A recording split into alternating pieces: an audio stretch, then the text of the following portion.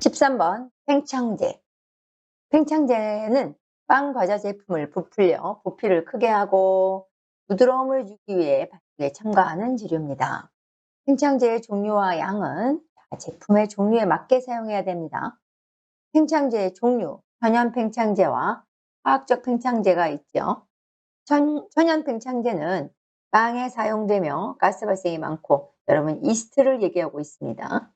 부피, 연화, 향의 개선을 목적으로 사용합니다. 화학적 팽창제를 우리는 이제 많이 떠올리는데, 예를 들어서 뭐가 있을까요? 베이킹 파우더, 탄산수소 나트륨, 이름이 두 개죠. 중조, 소다, 이렇게 탄산수소 나트륨까지 하면 세 개입니다. 얘의 장점, 특징이 뭐냐 하면 천연 팽창제의 단점을 보완하기 위해서 개발됐고, 사용이 간편하긴 한데 팽창력이 약하다. 발변 및 제품의 마지막 맛이 좋지 않고 그런 향이 남아있을 수 있다. 이런 단점이 있습니다. 화학적 팽창제를 많이 사용하면 어떤 결과가 나올까요? 일단 속결이 거칠다. 지나치게 많이 팽창하니까 거칠 수밖에 없고, 또 거친 기공으로 인해 노화가 빠르고 속색이 어두울 수 있습니다. 특히 중조나 소다 같은 걸 사용하면 색깔이 진할 수 있지요. 밀도가 낮고 부피가 크다. 밀도가 낮고 기공이 열려 있다는 얘기죠. 그러니까 부피가 크다. 기공이 많고 주저앉고 찌그러지기 쉽다. 좋지 않은 향이 난다. 이것이 화학적 팽창제를 많이 사용한 제품의 결과가 되겠습니다. 그럼 화학적 팽창제의 종류를 우리 하나하나 다시 들어가 볼게요. 베이킹 파우더. 여러분 굉장히 잘 아시는 건데, 베이킹 파우더의 구성. 베이킹 파우더는 첫째, 탄산수소 나트륨과 탄염, 그다음에 분산제의 합이 베이킹 파우더의 구성이 되겠습니다. 탄산수소 나트륨은 중조, 중탄산 나트륨, 베이킹 소다라고도 하지요. 부피 팽창 역할이 주된 역할이 되겠습니다. 산성제는 중조와 알카리성을 중화시키는 역할을 하고 가스 발생 속도를 조절합니다. 여기에 분산제 또는 부영제, 증량제라고도 하는데, 분산제의 역할은 주로 전분이나 밀가루가 들어가서 탄산수소 나트륨과 산성제를 주로 정리시키는 역할을 하고, 흡수제 역할을 하면서 중조와 산성제의 수분 흡수를 방지하는 역할을 한다. 이렇게 되어 있습니다. 자, 핵심 문제 풀어보기를 한번 해볼 건데, 소다 1.2%를 사용하는 배합 비율에서 팽창제를 BP로 바꿀 때는 몇을 곱한다? 3을 곱한다. 자, 소다와 BP의 베이킹 파우더의 팽창력은 소다가 3배 훨씬 크지요. 팽창력은 소다가 3배 큽니다. 사용량은 그래서 얘는 BP 1일 때 소다 3 이렇게 사용하시면, BP 1일 때 소다 3 이렇게 3배의 팽창력이 있으니까 사용량은 거꾸로 BP가 3g이면 소다가 1g 사용해야 되고, 소다가 1g이면 BP를 3g 사용해야 된다.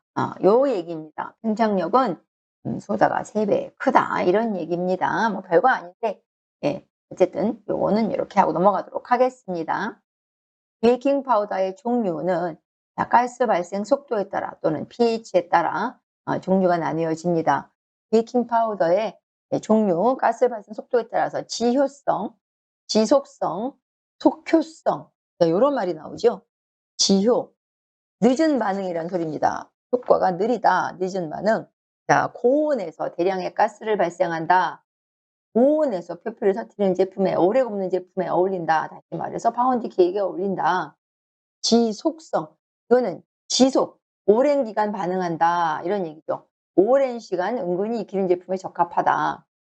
속효성, 빨리 반응하는 제품이다.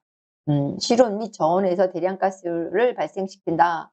저온에서 빨리 굽는 좀 찌는 제품에 적합하다. 찜을 이용한 제품, 도넛 등에 사용합니다. 자, BP, 베이킹 파우더가 들어가는 산성 물질 중 작용이 가장 빠른 건 뭐냐? 요거는 유석산이 되겠습니다. 이런 건 여러분께서 한번 해설까지 읽어보시면 좋은데, 베이킹 파우더는 탄산수소 나트륨, 산작용제 전분이 포함된 거라고 했죠. 산작용제는 중조의 가스 발생 속도를 조절하는 역할을 하는데, 속효성, 가스 발생 속도를 빠르게 하는 성질을 갖고 있는 효성. 산작용제로는 주석산이 있다. 여기 나와 있고, 지효성으로는 지효성, 늦은 반응을 일으키는 산작용제로는 황산 알루미늄 소다가 있다. 네, 반대 개념이죠. 주석산과 황산 알루미늄 소다가 있다. 효성은 주석산이다. 이 얘기입니다. 자, pH에 따라 단성, 중성, 알칼리성 뭐 이런 종류의 베이킹 파우더도 있다. 이거는 요 정도만 할 때 넘어가도록 하겠습니다. 베이킹 파우더 과자 사용 시 제품의 결과. 이건 아까 나왔던 거와 같은 맥락인데, 밀도가 낮고 부피가 크다. 기공이 열려 있다. 이런 얘기고, 속색이 어둡다. 기공이 많아서 거칠고 빨리 건조되어 노화가 빠르게 진행. 자, 기공이 거칠고 이렇게 부피가 큰 제품에서 기공이 열려 있으면 노화가 빠르다. 이렇게 진행된다. 오븐 스프링이 크다. 당연히 팽창제가 많이 들어가니까 찌그러지기 쉽고, 많이 크다 보니까 많이 주저앉고 찌그러지기가 쉬운 그런 결과가 나오게 됩니다. 자, 화학 반응 원리. 탄산수소 나트륨이 분해되어 이산화탄소와 물과 탄산 나트륨이 됩니다. 자, 베이킹 파우더의 무게의 12% 이상의 유효 이산화탄소 가스가 나와야 된다. 이런 얘기입니다. 자, 이 원리 한번 이거 보시죠. NaHCO3가 탄산수소 나트륨입니다. 자, 얘는 이산화탄소와 물과 탄산 나트륨으로 이렇게 분해가 돼서 반응을 합니다. 자, 탄산 나트륨은 단독으로 사용하거나 베이킹 파우더에 들어가 있죠. 가스 발생량이 적고 이산화탄소 외에 탄산 나트륨이 반죽에 남게 됩니다. 그래서 식품을 알카리성으로 만들어줍니다. 그래서 사용량이 많으면 이 맛에서 소다 맛, 약간 떨떠름한 맛이죠. 비누 맛이 나며 제품이 누렇게, 속색이 누렇게 나오는 효과가 있다. 알카리성이 되니까 당연히 색깔은 좀 노르스름하게 누렇게 나오게 되겠죠. 그러면서 반죽 속에 알카리성 물질이 남아있기 때문에 그래서 맛도 약간 떨떠름한 소다 맛이 난다. 중화가는 한 100g을 중화시키는 데 필요한 중조의 양입니다. 한에 대한 중조의 비율로서 적정량의 유효 이산화탄소를 발생시키는 중성이 되는 수치. 중화가는 산성비의 양분의 중조량 곱하기 100이다. 그런 거는 계산 문제에서 여러분들이 거의 뭐 요식을 외워야 풀 수 있는 문제입니다. 자, 팽창제의 종류의 세 번째, 암모늄계 팽창제가 있죠. 암모늄계 팽창제의 종류에는 탄산수소 암모늄, 염화 암모늄, 그 다음에 이스파타, 요게 시험에 나오죠. 이스파타. 자, 암모늄 계열 팽창제와 이스파타. 암모늄 계열 팽창제 중에 탄산수소 암모늄은 탄산가스와 아모니아 가스와 물로 분해해서 반죽에 잔류물이 없다. 이게 특징입니다. 팽창제로 이상적이다. 잔류물이 없어야지. 팽창시켜놓고 나서 자기는 없어져야지 좋은 거지.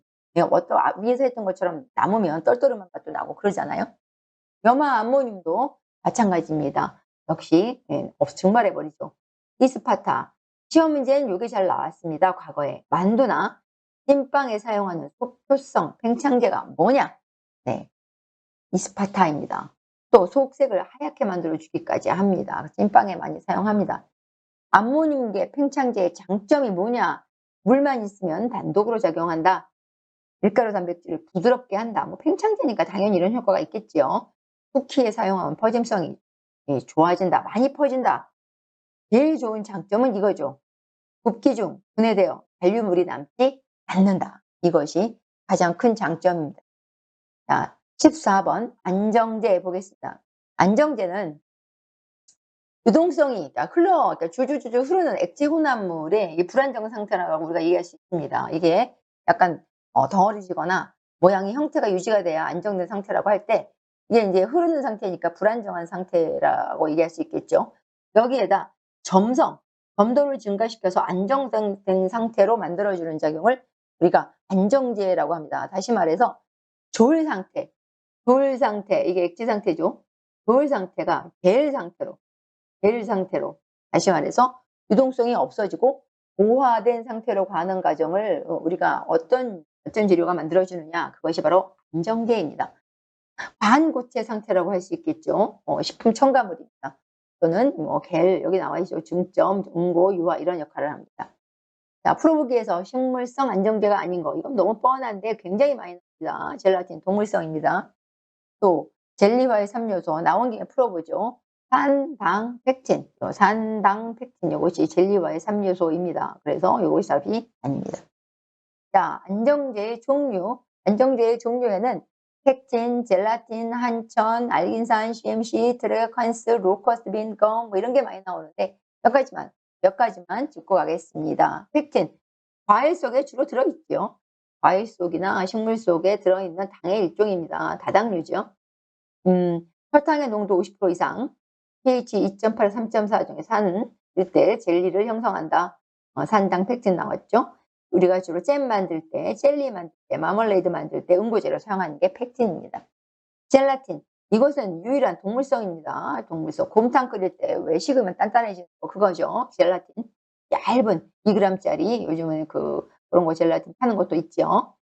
가루도 나오고 동물의 껍질과 연골 속에 존재하는 콜라겐을 정제한 것이다. 35도 이상의 미지근한 물부터 끓는 물에 용해돼요. 끓는 물에 용해된다 그랬죠. 이게 뜨거울 땐 용해됐다가 식으면 다 굳는 이런 성질을 이용하죠. 그다음에 용액에 대해서 1% 정도 사용합니다. 용액에 대해서. 자, 산이 들어가면 응고력이 따라 떨어집니다.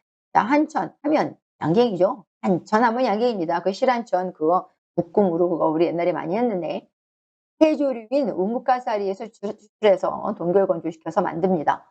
물에 대해서 1 내지 1.5 사용하고 80도 전후에서 녹고 30도에서 응고됩니다. 만약에 양갱 같은 거 할 때 설탕을 첨가할 때는 한천이 완전히 용해되는 게 첨가하는 것이 좋다. 한천, 양갱. 자, 알긴산, 뭐 GMC, 트레거캔스, 로커스빈 이게 안정제인데 이 중에서 CMC 보고 가겠습니다. 자, CMC는 냉수에서 CMC 하면은 냉수 떠올리세요. 냉수에서도 쉽게 팽창해서 우리가 사용할 수 있다. 장점이죠. 셀룰로스에서 만든다. 셀룰로스 추출한다. 요거만 알고 안정제는 넘어가시죠. 안정제의 사용 목적까지 하겠습니다. 안정제, 아까 얘기했죠.